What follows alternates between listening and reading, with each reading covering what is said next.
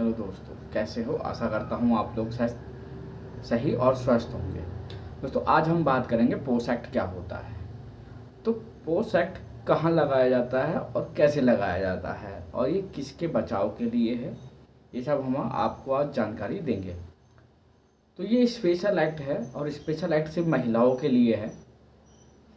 ठीक है, महिला उत्पीड़न, ताकि किसी भी महिला को यौन उत्पीड़न ना हो। ठीक है, इसके लिए रोकथाम के लिए है ये। ठीक है, कोई अभद्र भाषा यानी किसी से कमेंट मारता है उसको रोकथाम के लिए है ये अधिनियम 2013 में आया था। ठीक है, और अगर कोई कोई एम्प्लॉयर है और उसके अंदर 10 व्यक्ति कार्य कर रहे हैं या 10 जने की वो है, कोई एम्प्लॉई हैं 10, तो उसके अंदर पोस एक्ट के तहत एक इंटरनल कंप्लेंट कमेटी बनाना बहुत ज़रूरी है। ठीक है, अगर ये नहीं बनता है, इसके बारे में बताएंगे कि इसमें क्या जुर्माना है। अगर कोई महिला को किसी पुरुष ने या 3-4 कोई भी किसी भी सीनियर लेवल का बंदा हो, अगर वह किसी महिला को उत्पीड़न या शब्दों द्वारा किसी भी प्रकार की कमेंटबाजी करता है तो तुरंत इस पोस एक्ट के तहत वो कंप्लेंट कर सकती है। यौन उत्पीड़न शारीरिक स्पर्श द्वारा या संबंध बनाने के लिए या अश्लील टिप्पणी करने के लिए या भद्दे इशारे करने के लिए, ठीक है, या शीर्ष या किसी भी अवांछित यानी किसी भी प्रकार की, अगर किसी व्यक्ति ने किसी भी महिला को अगर करता है इशारेबाजी या कुछ वैसा करता है तो वो पोस एक्ट के तहत आता है। ठीक है, अब कोई महिला कब कंप्लेंट कर सकती है, तो वह 3 महीने के अंदर अंदर भीतर कभी भी कंप्लेंट कर सकती है। किसको कर सकती है? अपने एचआर को। अगर किसी मैनेजर ने या किसी एम्प्लॉय ने, उसके कलीग्स ने अगर बदतमीजी करी है या यौन शोषण करने का या उसे कुछ फेवर मांगा है, फेवर समझ रहे हो, किसी संबंध बनाने इंटीमेशन के लिए अगर वो करता है तो भी वो पोस एक्ट के तहत आता है। आप तुरंत हायर कमेटी के पास जाइए, उनके पास जाइए, उन्हें बताइए। अगर नहीं होता आप लिखित में मेल कर दीजिए एचआर को, वो तुरंत एक्शन लेगी उनके ऊपर। ठीक है, अब पोस एक्ट के तहत, और इसमें पोस एक्ट में 2N में इसकी परिभाषा दी गई है। 2N में इसकी परिभाषा दी गई है।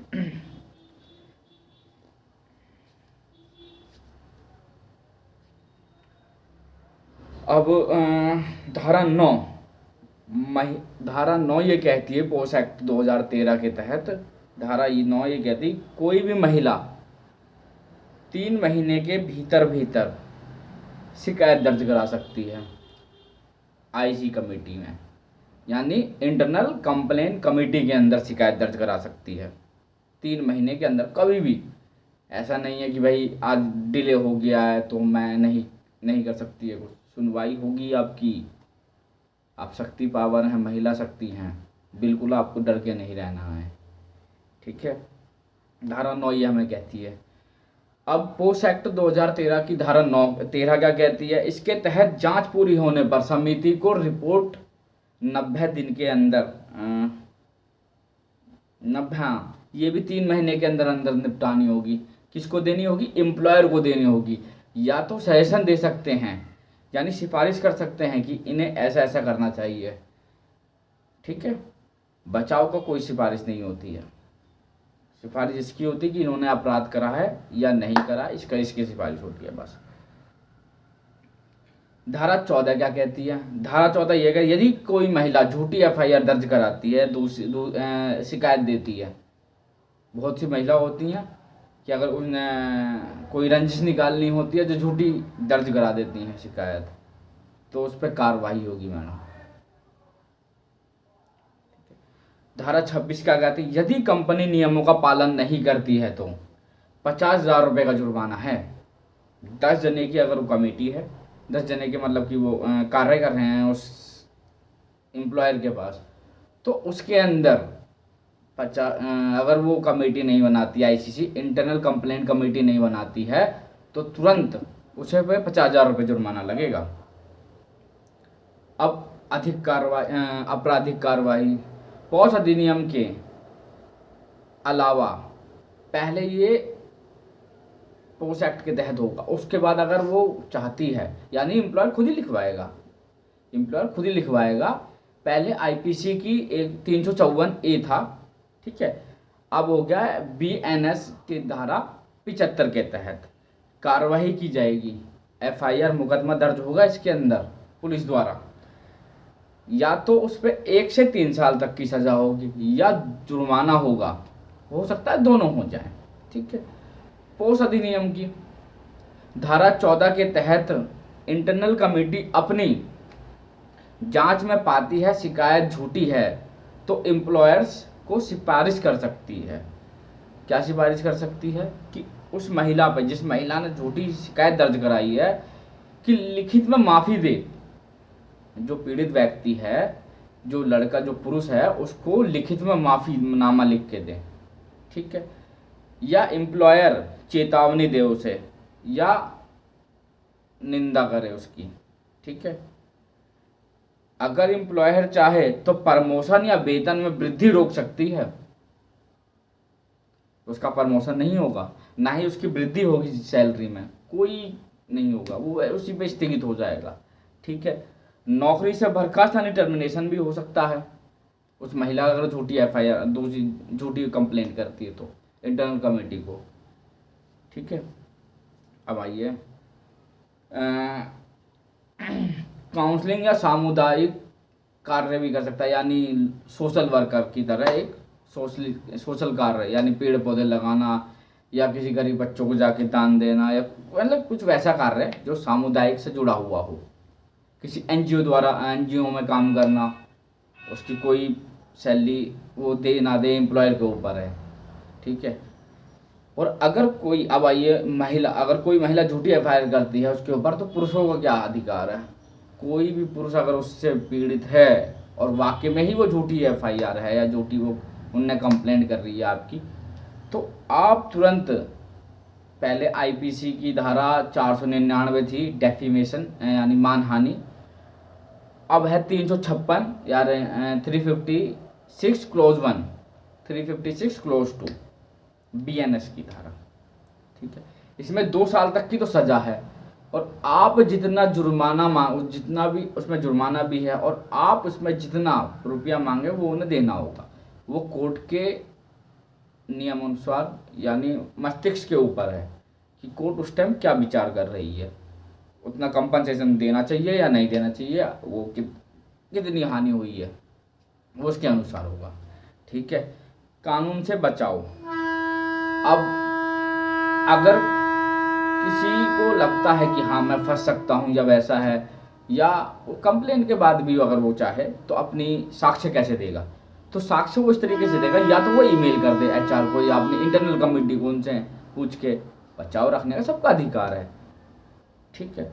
या तो वो मैसेज, उसकी स्क्रीनशॉट लगा दे, मैसेज कर दे अपने एचआर को, साहब ये ऐसी बात है, ये है सर, ये है मैम, ठीक है। या रिकॉर्डिंग अगर उसके पास है तो वो साक्ष्य के तौर पे दे सकता है। मान लो कोई कभी कभार क्या है कि इंटरनल बंदे अपने जो ऑफिस के ही हैं वो प्रेम संगत में पड़ जाते हैं, यानी लव अफेयर्स में अफेयर हो जाता है उनका, तो उसमें क्या है एम्प्लॉयर कुछ नहीं कर सकता है क्योंकि उनकी पर्सनल लाइफ है, बट वो अपने वर्किंग टाइम से बाहर कुछ भी कर सकते हैं, इंटरनल टाइम में वो नहीं कर सकते, ठीक है। पहली दूसरी बात, अब किसी गवाह, उसका साथी कलीग्स है, कोई तीसरा बंदा अगर गवाह है तो वो ला सकता है कि साहब उससे पूछ लीजिए आप, वो ऐसा है, वो भी कह सकता है हाँ जी मेरे सामने की बात है, ऐसा कुछ अपराध इसने नहीं किया है, ठीक है। दूसरी बात, और अगर कोई महिला द्वारा संतुष्ट नहीं, अगर कोई महिला संतुष्ट नहीं है कि जी इन्होंने पुरुष का साथ दिया है, ठीक है, किसी पुरुष को साथ दिया है और मुझे तो जी न्याय नहीं मिला, तो आप तुरंत ही संबंधित न्यायालय में जाके बात दायर कर सकते हैं अपने किसी भी अधिवक्ता द्वारा। अधिवक्ता मीन्स एडवोकेट, और नॉर्मल भाषा में वकील द्वारा, या आप भी जा सकते हैं, कोई ऐसा नहीं है उसमें। अधिवक्ता की जो अधिवक्ता क्या है, थोड़ा सा विद्वान रहते हैं, थोड़े ज्ञानी रहते हैं, तो ज़्यादा अच्छी बातें रख पाएंगे आपकी। ठीक है, अब आइए, या तो न्यायालय या ट्रिब्यूनल एक संस्था वो है, न्यायालय की तरह है, उसका भी अवार्ड मिलता है आपको। अवार्ड बोलते हैं उसके आदेश को। ठीक है, वो आदेश दे देंगे तो सज़ा पक्की होगी।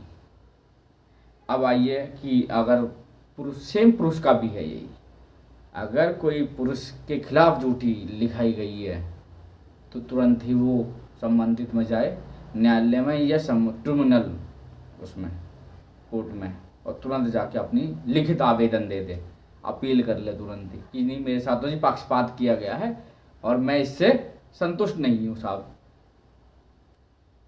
तो जो निर्णय देगा वो कोर्ट, वो उस हिसाब से हमें मानना होगा। मैं आशा करता हूँ कि पोस्ट एक्ट के तहत आप लोग बहुत, अगर कोई एम्प्लॉयर नहीं बनाती है कमेटी तो 50,000 रुपये का जुर्माना है एम्प्लॉयर साहब, याद रखिएगा। और एक बात और बता दूं, कोई मेरी पीड़ित कोई भी महिला किसी भी एज की हो, कैसी भी हो, अगर वाकई में पीड़ित है तो बिल्कुल मत घबराइए। किसी भी रैंक का आपका अधिकारी हो, ठीक है, प्राइवेट कंपनी हो या सरकारी हो, पोस्ट एक्ट सब में है। ठीक है, आप बेझिझक करिए कंप्लेन, पर मैं फिर कह रहा हूँ झूठी मत लिखवाइए, आप भी फंस सकती हैं उसके अंदर। आपको लगे कि ऐसा नहीं है तो ऐसा नहीं है। कानून सबके लिए बराबर है, पुरुषों के लिए, महिलाओं के लिए। आपके लिए स्पेशल एक्ट बनाया गया है तो इसका दुरुपयोग ना करें, मैं हाथ जोड़ के निवेदन करता हूँ। ठीक है, अब मैं आशा करता हूँ मेरी दी गई जानकारी से आप संतुष्ट होंगे और मेरी इस वीडियो को ज़्यादा से ज़्यादा शेयर करें, ताकि और लोगों को, जो पीड़ित व्यक्ति हैं या जिस महिला के पास जानकारी नहीं है, तो वो कर सकें, जानकारी ले सकें और अपने अधिकारों को जान सकें। ठीक है, और मेरे चैनल को सब्सक्राइब करें ताकि मैं और भी अच्छी वीडियो बनाऊं आप लोगों के लिए, और भी लाऊं कि किसके ऊपर बनाना चाहिए, कौन से पे कि कैसे पीड़ित पुरुष हैं या महिला हैं वो अपने अधिकारों को जान सकें। तो मैं विदा लेता हूं, धन्यवाद।